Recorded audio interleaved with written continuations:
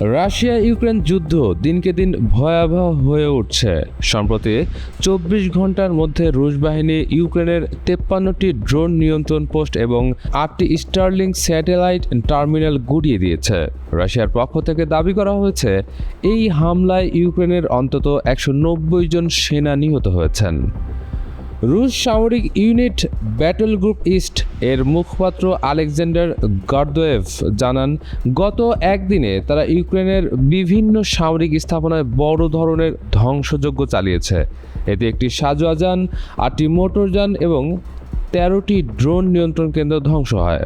পাশাপাশি 8টি Starlink terminal উড়িয়ে দেওয়া হয়েছে, যা ইউক্রেনীয় সেনাদের যোগাযোগের জন্য ব্যবহার করা হতো।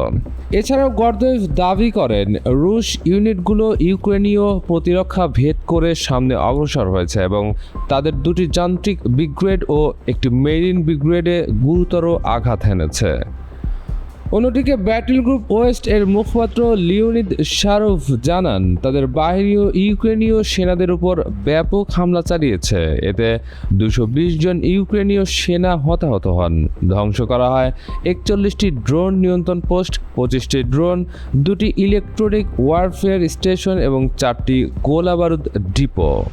রুশ বাহিনীর হামলা দোনেস্ক ও খার্কিভ অঞ্চলে বিশেষভাবে তীব্র ছিল। তারা ইউক্রেনের 3টি যান্ত্রিক ব্রিগেড, একটি অ্যাসল্ট ব্রিগেড এবং একটি টেরিটোরিয়াল ডিফেন্স ইউনিটে বড় ধরনের আঘাত এনেছে বলে দাবি করেন শারোভ। পাশাপাশি ফ্রন্ট লাইনের নিয়ন্ত্রণও রাশিয়ার অনুকূলে পরিবর্তন হয়েছে বলে উল্লেখ করেন তিনি। এদিকে রাশিয়ার প্রতিরক্ষা মন্ত্রণালয় নিশ্চিত করেছে যে দোনেস্কের জেলেনিগাই ও দিনিপ্রোপেট্রোভস্ক অঞ্চলের মালিয়েভকা গ্রাম দুটি এখনও তাদের নিয়ন্ত্রণে। রাশিয়ার বিমান প্রতিরক্ষা বাহিনীও সক্রিয় ছিল। তারা জানিয়েছে, ইউক্রেনের ছোড়া 5টি হিমার্স রকেট ও 257টি ড্রোন ভূপাতিত করা হয়েছে। অন্যদিকে ইউক্রেনের সেনাবাহিনী জানায়, শনিবার পর্যন্ত ফ্রন্ট লাইনে মোট 69টি সংঘর্ষ হয়েছে এবং তারা রুশ বাহিনীর বেশ কিছু আক্রমণ প্রতিহত করতে সক্ষম হয়েছে। তবে পাল্টা আঘাতও করেছে ইউক্রেন। দেশটির গোয়েন্দা সংস্থা এসবিইউ রাশিয়ার স্তাভ্রোপোল অঞ্চলের একটি রেডিও ও ইলেকট্রনিক যন্ত্রাংশ তৈরির কারখানায় দূরপাল্লার ড্রোন দিয়ে হামলা চালিয়েছে বলে দাবি করেছে ইউক্রেনীয় সংবাদ মাধ্যম। উল্লেখ্য, 2022 সালের ফেব্রুয়ারিতে রাশিয়া ইউক্রেনের তথাকথিত বিশেষ সামরিক অভিযান শুরু করে।